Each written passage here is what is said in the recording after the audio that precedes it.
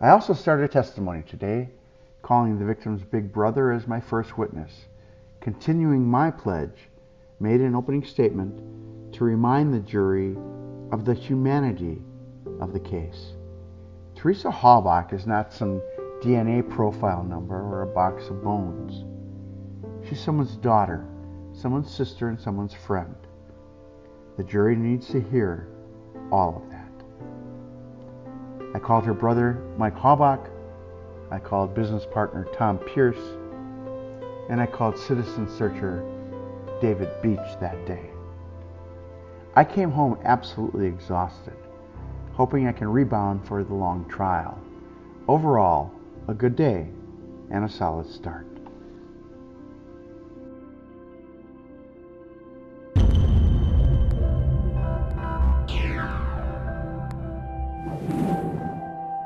Hi, this is John Lee for the Calumet County Courthouse in Chilton. This is on Monday. Started out with two of the people who knew Teresa Halbach the best. She was a good friend of mine as well. She was my big sister, someone I could go to talk to about any problems I would have. I saw that she was an exceptional person in photography, and for her age, that I asked her to stay on and work through my studio or with me. And being a photographer, a lot of people think it's very easy. It's a lot of hours, it's a lot of dedicated work, and she had that, and I haven't seen that in many people in a lot of years. Tuesday we will start with more witnesses, with Special Prosecutor Ken Kratz laying out his case. February 13th. Today brought my first full day of testimony, calling employees from Auto Trader magazine, Angie Schuster and Dawn Pliska, who Teresa worked for, at least for part of the time. The rest of the day brought an explanation of citizen searches and set the stage for law enforcement involvement, which discussion will begin tomorrow. Today I called Kurt Drum, Ryan Hilges, Pam Stern, Steve Schmitz, and Joe Ellen Zipperer. No huge displays of emotion happened in court today, but as time pushes forward methodically and professionally, this case is less about invoking emotion as it is about convincing 12 people that no other explanation exists for this victim's murder.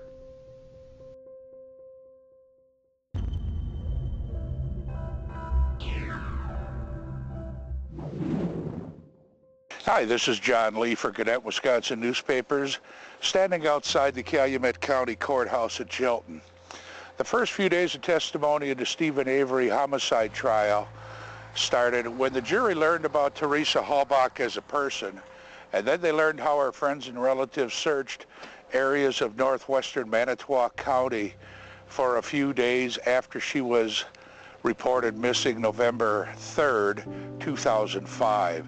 This Tuesday afternoon, they heard from a distant cousin, Pam Stern, who, along with her daughter Nicole, found Teresa's SUV partially concealed in the Avery family salvage yard west of Michigan. Pam Stern told the jury that she and her daughter felt afraid after they found the car and called Calumet County officials, and while they were waiting for police to arrive on the scene. She said they had fear of other people that were in the salvage yard, and she watched that vehicle until police took custody. Special Prosecutor Ken Kratz has started his case since opening arguments Monday by doing a chronological recap of the investigation. They haven't released a witness list for later in the week, but we assume that now they will be moving on toward police testimony and eventually to DNA and lab technologist. This is John Lee for Post-Crescent.com. Click on Post-Crescent.com for the latest up-to-date news. I'm feeling detached from my family, and I'm really exhausted. I know the 6-week trial is far more of a marathon than a sprint, so I'm sure I'll have to take care of myself before too long, or I won't be any good to anyone. The prosecution team is getting to know each other well and know what to expect from each other. My job, as lead counsel, will be to play to our strengths as a team.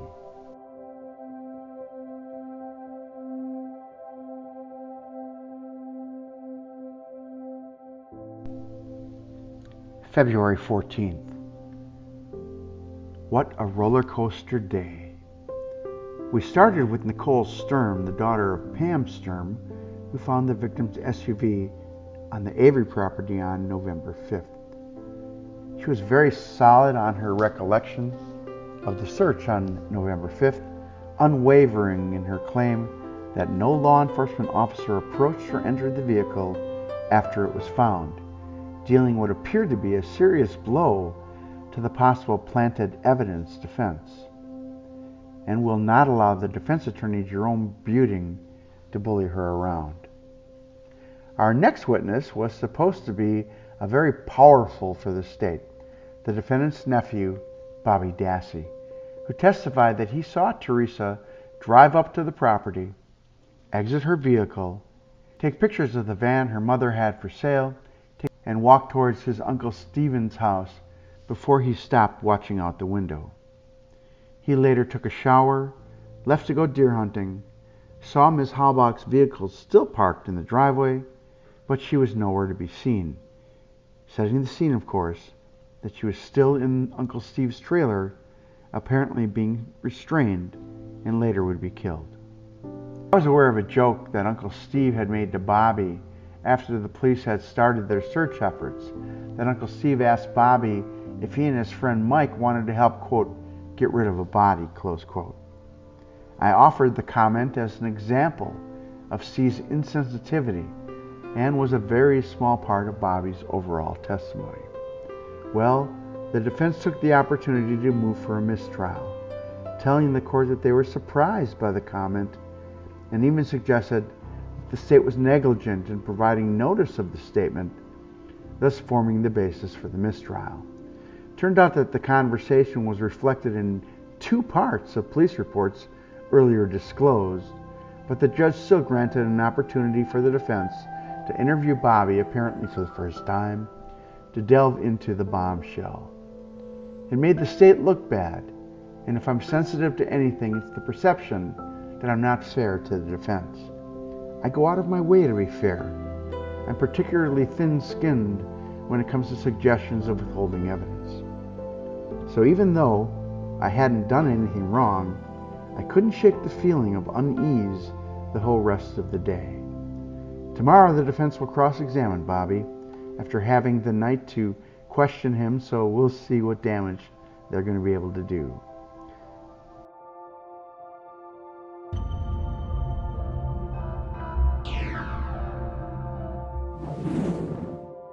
This is John Lee for Post-Crescent.com, standing outside the Calumet County Courthouse in Chilton.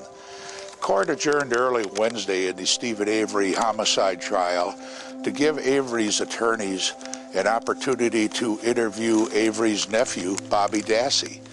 Bobby dropped a bombshell on the court this morning when he told people that his Uncle Steven had asked him and a friend on Thursday, November 3rd, if they wanted to help him dispose of a body.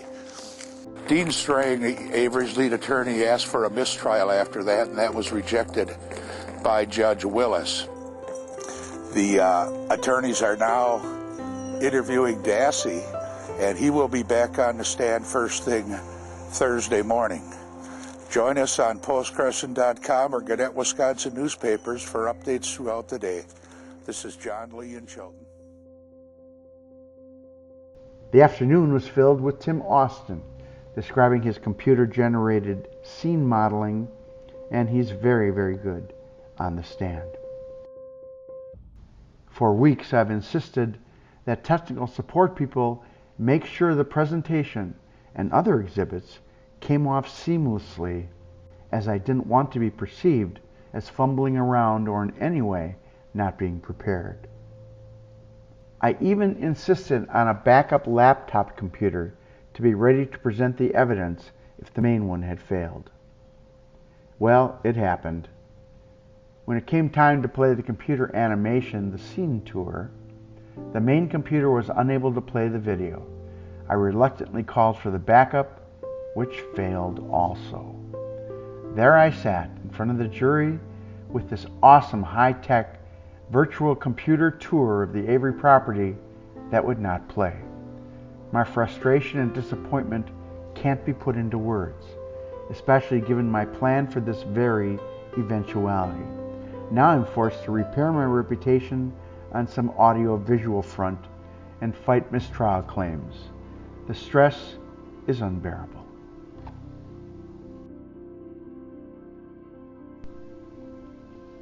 February 15th.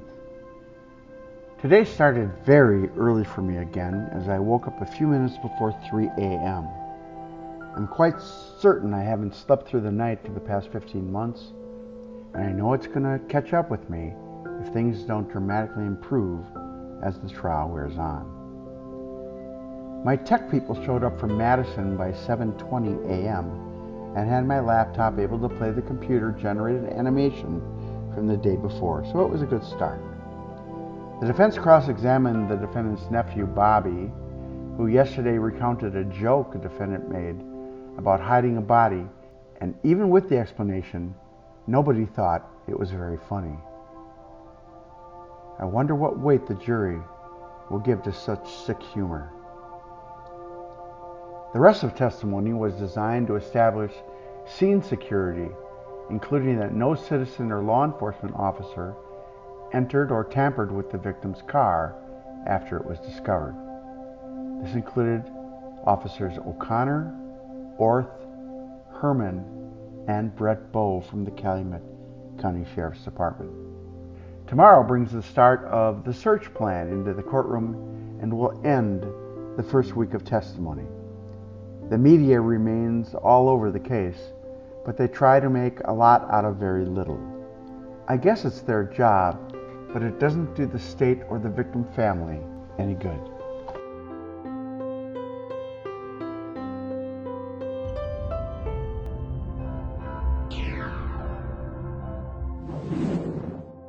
Hi, this is John Lee for Post-Crescent.com, standing outside the Calumet County Courthouse. Thursday's court proceedings started with defense attorney Jerome Buting cross-examining Bobby Dassey, Steven Avery's nephew, and trying to put the comment that he attributed to his uncle Steven Avery in context about having him and a friend help get rid of the body. What you caught was Steve making a joke about, want to help me get rid of a body or dispose of bodies, something like that. Yes.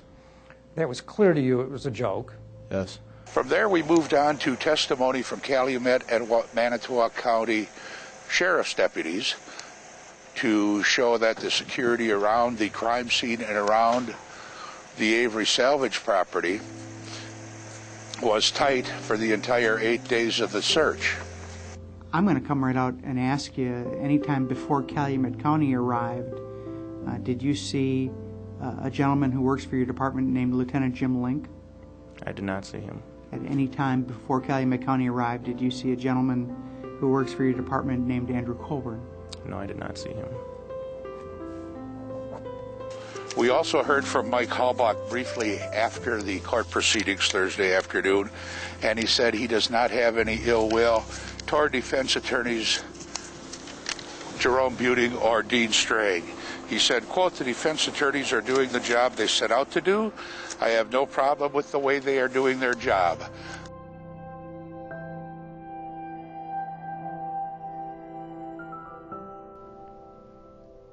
February 16th. The interesting dynamic of the day is that my wife, my mom, my sister, my niece, all showed up to watch the trial. The goal was to keep my mom away from the press. During a break, we see her outside smoking and talking to a newspaper reporter, John Lee. Sure enough, the next morning, Saturday, it all ended up in the paper. Testimony began with Julie Kramer, the handler of Brutus, the human remains cadaver dog used to assist searches in the case. Even though cross-examination had very little to do with what Brutus actually found, The length of it surely detracted from the clear and unequivocal detection of human remains in the rear of the victim's SUV. The majority of the day consisted of testimony by one of the lead investigators, Tom Fossbender, from the Department of Criminal Investigation. He set forth the search plan and explained why he allowed members of the Manitowoc County Sheriff's Department to be involved. Tom did a great job and required my first redirect to be pointed and edgy. I don't want the jury to think that I'm going to sit there and allow my cops to get beat up on the stand by the defense. The end of the day brought the story of finding the victim's license plate in a junked car on the defendant's salvage property. That came from William Brandis and from Cindy Payne. This brings the end to the first week of trial testimony.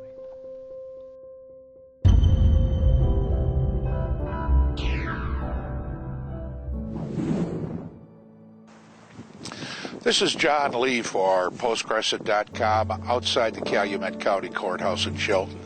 Friday's testimony in the Steven Avery trial started with a detailed explanation by Julie Kramer, a search and rescue dog handler from Sheboygan County, whose dog Brutus hit and found traces and evidence of human remains at Teresa Halbach's sport utility vehicle as soon as Brutus was allowed to search in the Avery salvage yard.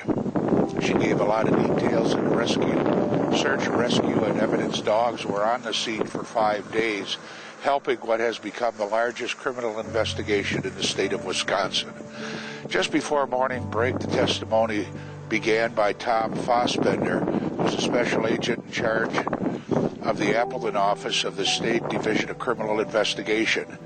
He is assisting the Calumet County Sheriff's Department and several other agencies, and said he had never seen an investigation this large and this complex in his 27 years as a police officer. There will be more from Tom Fossbender and from other police officers on the search and rescue mission that turned into a criminal investigation. Join us on Post-Crescent.com for up-to-the-minute information.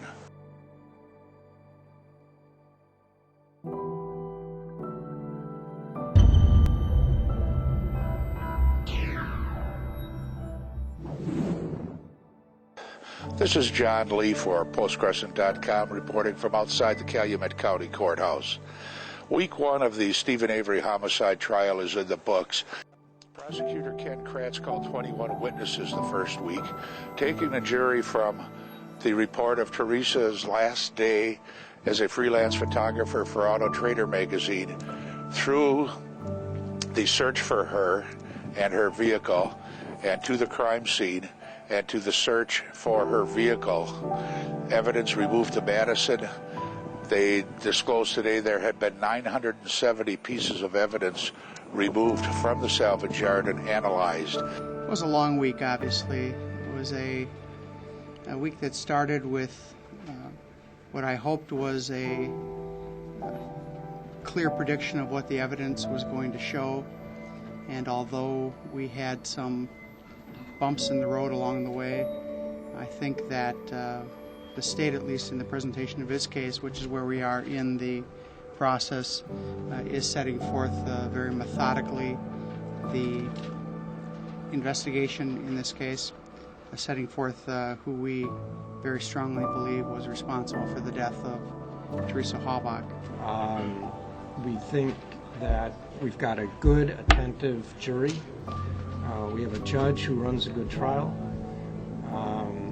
and I think it's been a good week. And Steven Avery has waited almost 16 months for his day in court this time, and while anyone accused of a crime has a great deal at stake, this is not just anyone accused of a crime. This is someone whom the system has failed and failed badly once before. He's got a great deal of hope invested in the process, and having a second chance here for the process to work as American justice is supposed to work. We expect more of the same when Week 2 kicks off Tuesday, with Special Prosecutor Kratz continuing to call police officers and lab technicians to document what has become the largest criminal investigation in the history of the state of Wisconsin. This is John Lee for Post-Crescent.com.